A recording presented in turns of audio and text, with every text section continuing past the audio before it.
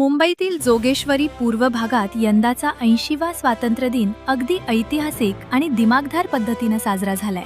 निमित्त होतं अष्टविनायक अपार्टमेंट बी विंग मधील पहिल्या ध्वजारोहण सोहळ्याचं. जोगेश्वरी पूर्व येथील अष्टविनायक अपार्टमेंट बी विंगच्या प्रांगणात यंदा स्वातंत्र्य दिनाचं पहिलेच वर्ष अत्यंत उत्साहात आणि सामाजिक सलोख्याच्या वातावरणात साजरे करण्यात आले.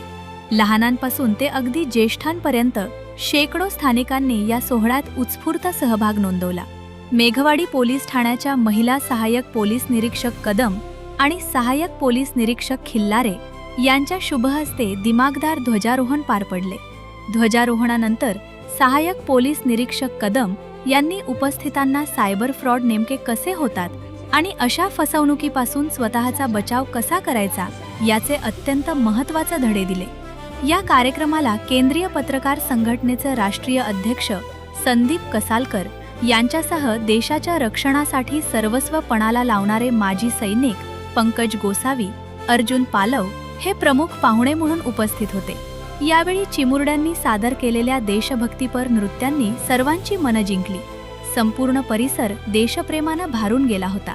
हा भव्य सोहळा यशस्वी करण्यासाठी उमेश शिर्के, प्रणिता बोबाटे, रमेश साळवी, संजय नवारे, सागर जाधव, दीपाली पवार, अंकिता महाडिक, संकेत नाईकधुरे, प्रदीप शिंदे आणि उन्नती गावडे यांनी विशेष मेहनत घेतली. यापुढेही असाच एकोपा आणि सामाजिक सलोखा जपत प्रत्येक सण उत्सव एकत्र येऊन साजरा करू, असा निर्धार स्थानिक रहिवासी संजय नवारे यांनी व्यक्त केलाय.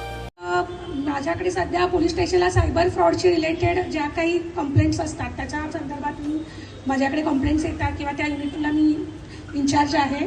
तर आज खोटे कॉल येणे, OTP शेअर करणे किंवा एखादी लिंक ओपन करणे आणि आपल्याला कोणतरी सांगतं ह्याच्यामध्ये ही स्कीम आहे, ती स्कीम आहे आणि त्यात पैसे इन्व्हेस्ट करा किंवा तुम्हाला एवढे पैसे आधी 200 दिले तर आता तुम्हाला 500 मिळतील, असं करून ज्या पद्धतीने लालच दिली जाते. आणि मॅडमने जे म्हटलं सायबर जे जाळं पसरलेलं आहे यामध्ये अगदी प्रत्येक जण अडकतोय.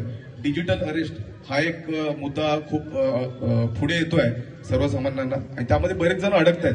तर मॅडमने सांगितल्याप्रमाणे सायबर कंप्लेंट करायला काय हरकत नसते. एक फोन केला तात्काळ तुम्हाला रिप्लाय मिळतो, तात्काळ त्याचं निवारण होतं. पैसेही खूप जातात. मुळात वरिष्ठ जे लोक असतात जे 50, 55, 60 अबोव जे असतात ते लोकांना जास्त टार्गेट केलं जातं. तर त्यासाठी त्यांनीही सर्वांनी लक्ष द्यावं की व्हॉट्सअपवर काही APK फाईल्स असतात, काही येतात, त्याही कोणी डाउनलोड करू नये.